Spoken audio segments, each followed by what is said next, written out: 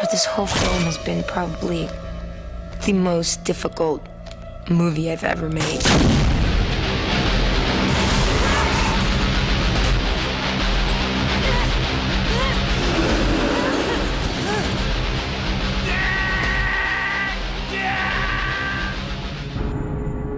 It's so fun, and it's so interesting, and it's so exciting and intense. Blow me. I have a new level of fear now. It's not, you know, like I can't be scared as easily.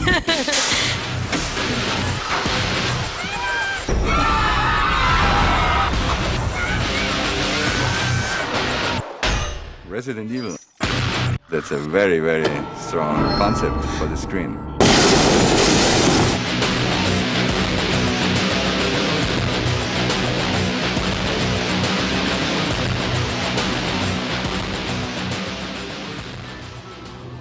You know, it's a rich world. The themes are good, you know, gene splicing, genetic testing, viral research, underground labs, an evil corporation that is a multinational, has labs and bases all around the world.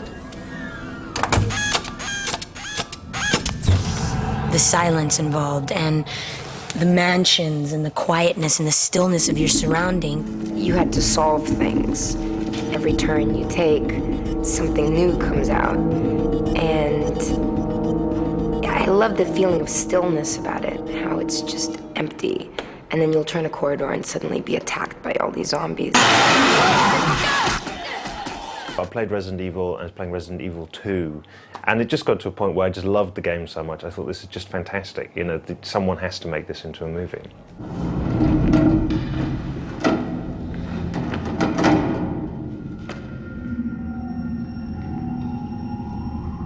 After you? We were thinking about a horror action thriller for quite a long time. And suddenly we realized that that could be the one we really want to do.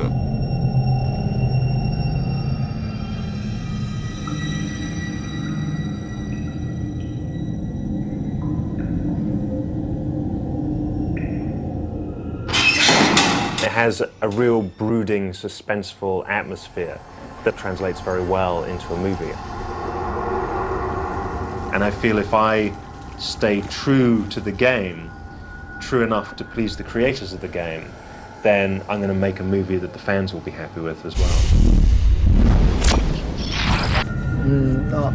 最初から映画チックな、ゲームと言われてたし、できる限り早い時期に映画化してほしいとは思ってました。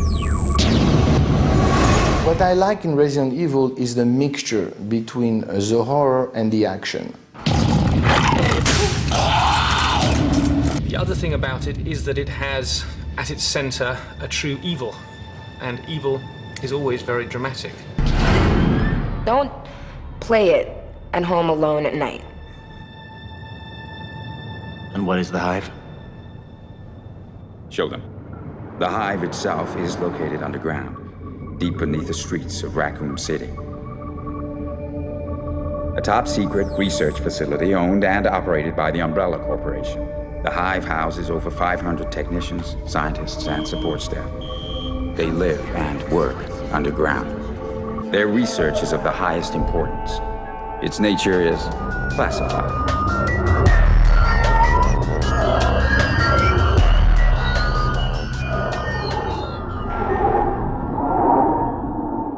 Alice pretty much is born for the first time when this movie starts. She loses her memory and wakes up, doesn't know who she is or where she is, and literally gets swept up in all this chaos and doesn't understand what's going on.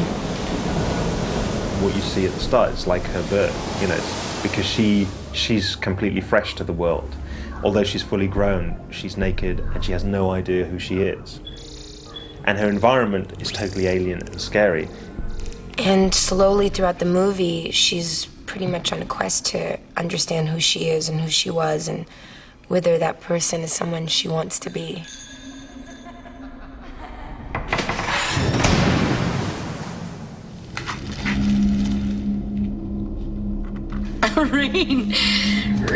Rain's a...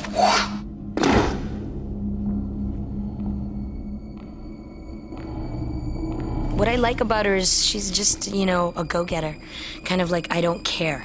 I don't really care about anything but what I have to do.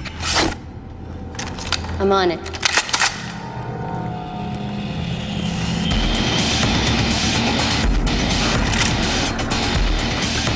That again, please. Here we go, shooting. Okay. Set.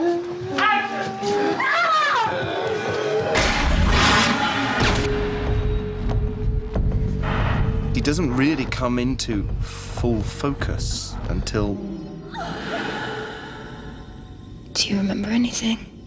He knows that there's something's gone on with the Alice character, but he can't actually define what that is. The hive's security situation has been breached, and a gas is injected into the hive in order to knock anybody who's awake out, and therefore they wake up but having lost some part of their memory. You know, he doesn't actually know who the hell he is. My character's name is Kaplan. He is a member of a crack commando team who are sent into this underground hive to shut down the Red Queen, this supercomputer that operates the hive that has gone haywire. He has to make the choice to be courageous or whatever, or just find it within himself to carry on with the mission.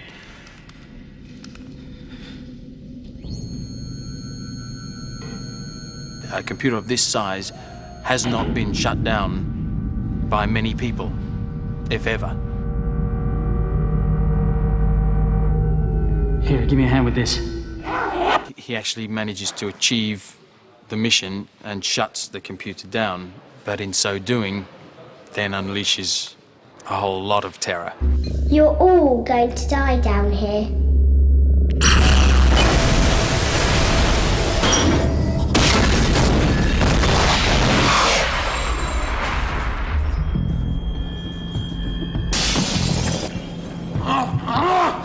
I'm one of the unknown elements in the script. What are you doing? I'm a cop!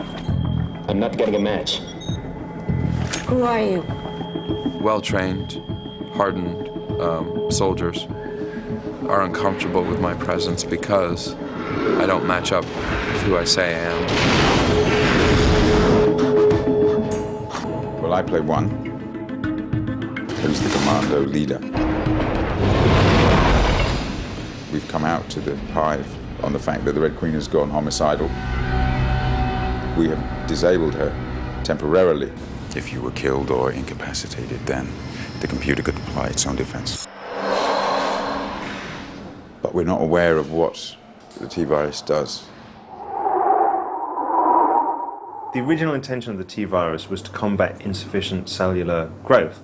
When a human being dies, energy is left within the body, electric energy, hence our hair still grows, our nails still grow. What the research was trying to do was to take this energy and use it to extend life. One of the consequences of it, though, is that it brings the dead back to life.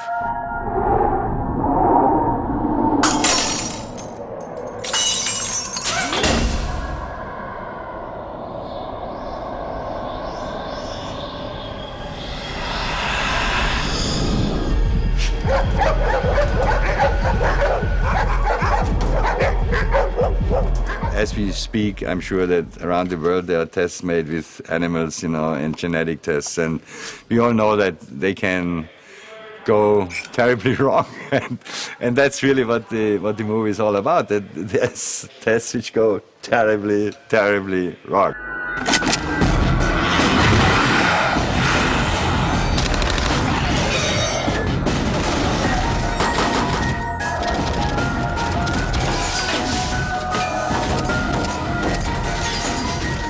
Before we started shooting, we sent them for very intensive training sessions, which was led by an ex-Navy SEAL, and he basically kicked their asses. We started out with the actors doing commando training, which is a military form of training, how to take over a building. We also taught them climbing, because throughout the movie they have to climb excess tunnels. We did also martial arts with the actors, variation from Taekwondo and American Karate. I call it Hell Week. We gave them a Hell Week. James tried to avoid teaching us the real moves, even the stunt moves that he was teaching us on, like how to crack bone. What's important is you get this. Okay. And then crack. Well, be shooting guns. Now turn your head. They shoot at you.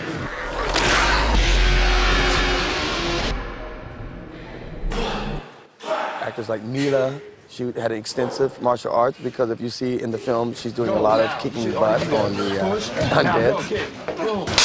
That message will hold. Go, go, go, go, go! Her kicks are very high, very effective. You can ask the director. And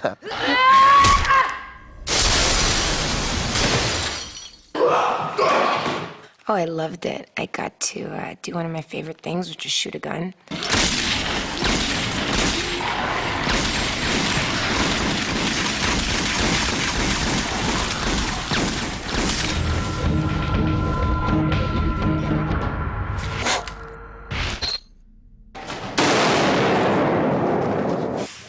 Fantastic!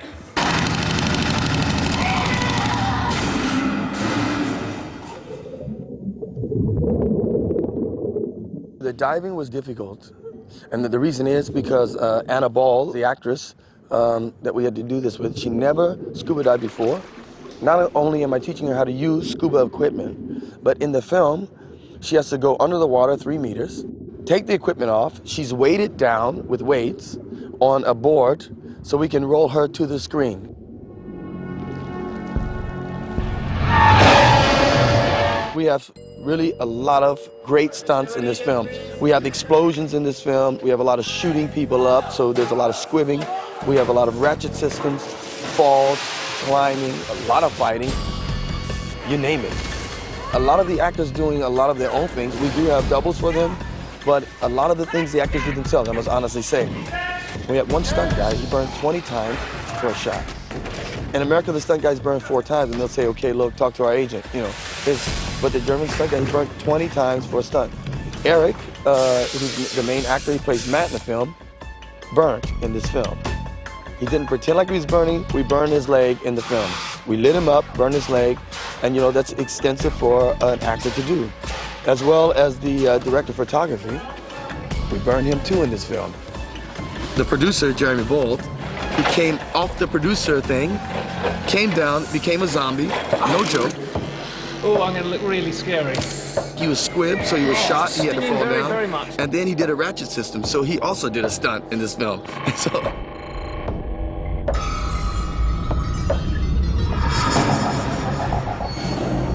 when we came to Berlin, there was this empty U-Bahn station underneath the Reichstag. As soon as we walked in and saw the space, it was just, I think, the best location anybody had ever seen. We're walking around it, we thought, oh, this is great. And we were running around, you know, really excited at all the space, thinking, well, we could do actually a lot of the movie in here.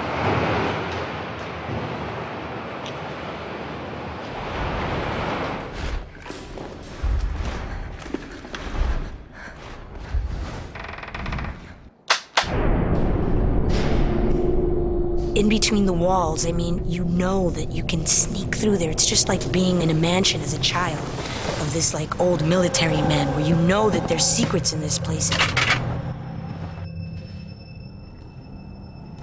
It's that kind of place where you feel like you're being watched.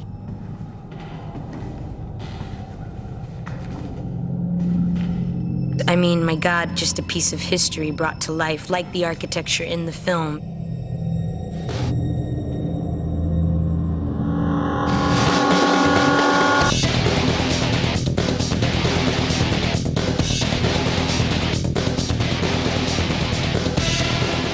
We wanted to create something new. You know, people want to see something new. We avoided anything that's too cartoony and tried to use just always contemporary technology. We've tried to avoid anything that's too obviously science fiction. We went back to what is available technology, and we've used that. There's a corridor that they go down that lasers come out and move all the way down the corridor. How do you do that without giving away the fact that there might be something in there? And, you know, do you have sort of big lines where the lasers pop through, or do you have holes where the lasers pop out? Nothing really kind of worked. And Paul suddenly said, you know, the lasers should come through the walls. And I said, well, then they should be glass, shouldn't they? One of our characters is caught in a trap. He's in a locked corridor that has a defense mechanism. At the other end of the corridor is the computer that controls the whole facility. That computer doesn't want anybody getting close to it. It knows it's in danger. What's that?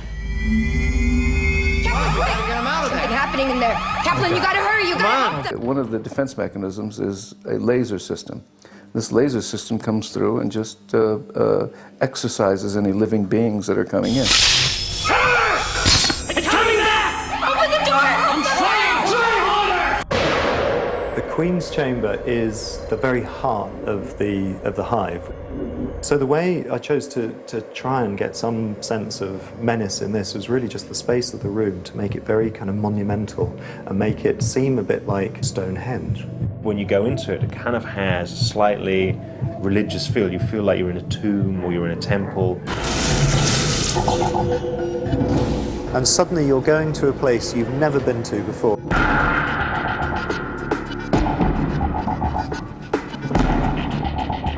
I wanted them to look like architecture, like kind of broken high-rise buildings of some sort. So that's really where the inspiration came from. With the whole colour of that, it also had to be dark and sinister.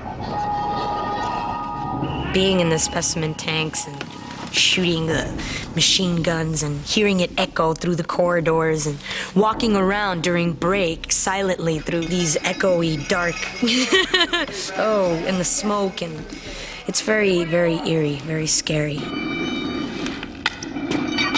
Then when you get into the utility tunnels, I mean, just the steam and the moisture and the look.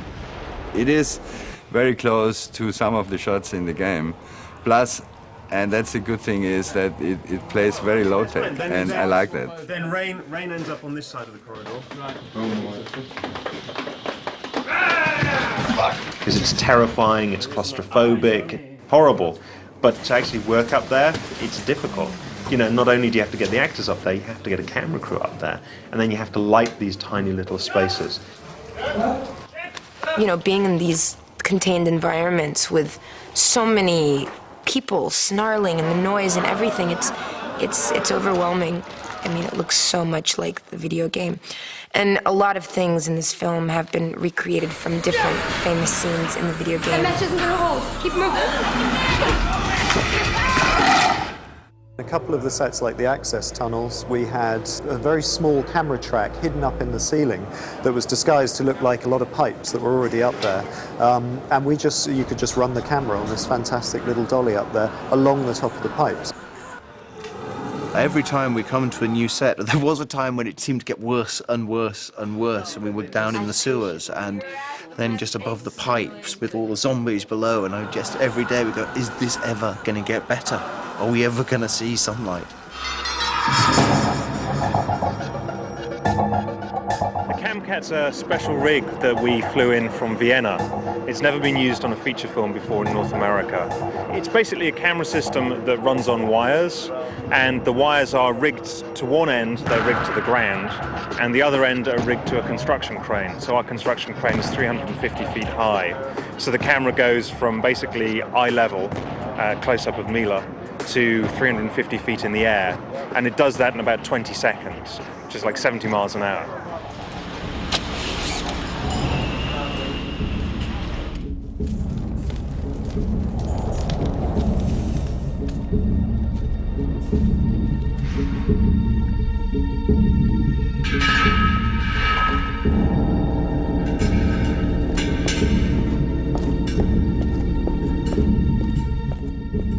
What you didn't want to do is take the zombies from the kind of late 70s, early 80s movies and just do those again. The veins popping out and the eyes, I think it's the eyes most of all. The contexts are sick. When we filmed the zombie sequences in the utility pipes, I mean, it was really, our hearts were racing. When they started moving, you forget that it's not real. To scare the shit out of people. We went into medical science. We avoided everything else like the plague. Went into every mortuary book we could find, every disease-ridden tomb that we could read. Still keeps them feeling real, pale down a little bit, as would a real dead body.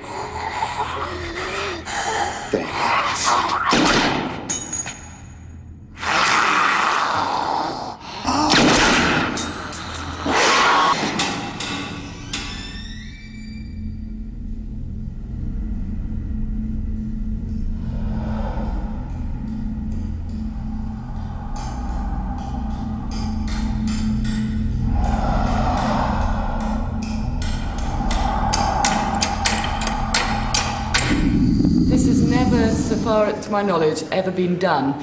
Dogs have had little outfits put on them, dogs have had wounds put on them, but no one has ever tried to give the feeling of a skinned dog before. No, not too. It's tough enough to work with animals. All right. But then to work with animals that are supposed to be decomposing, you know, to put makeup on an animal is incredibly difficult. It's not like working with actors, because actors don't lick the makeup off their faces, and actors don't shave.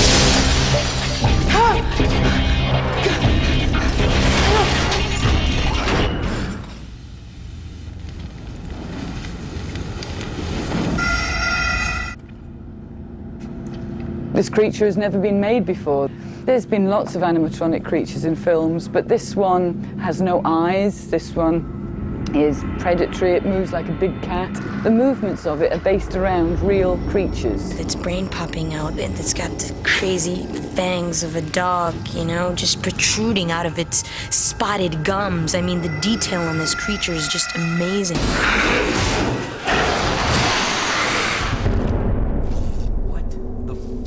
Is that? One of the hive's early experiments, produced by injecting the T-virus directly into living tissue. The results were unstable. Now that it has fed on fresh DNA, it will mutate. The creature is a licker. It's a form of licker. It's been developed by the Umbrella Corporation by injecting the T-virus into living tissue. But it's unstable. And when the licker begins to feed upon the DNA of another living being, it begins to mutate.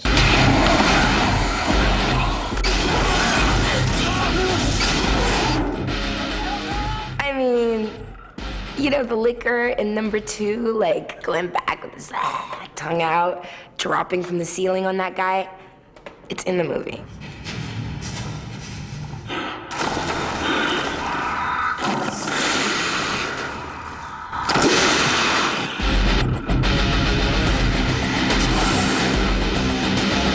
We wanted to make it a lot more powerful, a lot more threatening. We actually built 2 main creatures. One was more gross movement for battering ram. He was quite heavy steel inside him, reinforced, and we could throw him at windows and doors. It's all right. There's a bloke inside. He's the rear portion, which gives him a lot of mobility. The second one was a much more controlled one. Radio-controlled face, the jaw splits, the 2 teeth at the front come out, move around independently and together. The head is a much more controlled movement. The puppeteer at the back of the creature, every movement that he does is directly corresponds to the front end of the creature. So as he's performing, then the creature's performing. With the best will in the world, you can't really animate animatronically a 4 to 6 foot length tongue. Fabulous. It's too big. Shouldn't it be skinnier and like razor sharp points, but like skinny and like a little whip?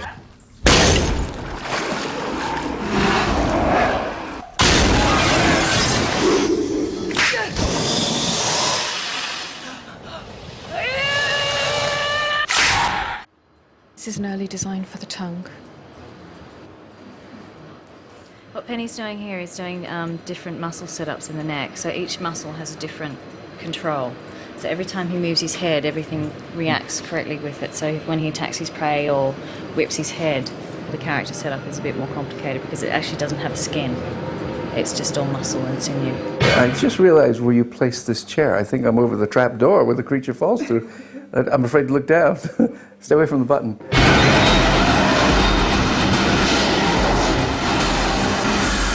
It hunts flesh like the zombies hunt flesh, but the zombies have no intelligence left.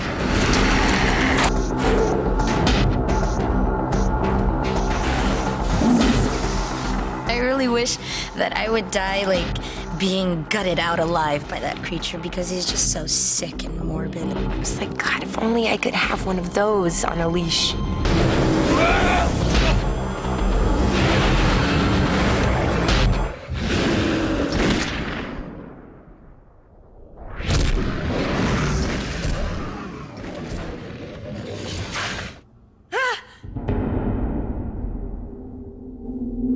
This is going to be an exceptionally scary film.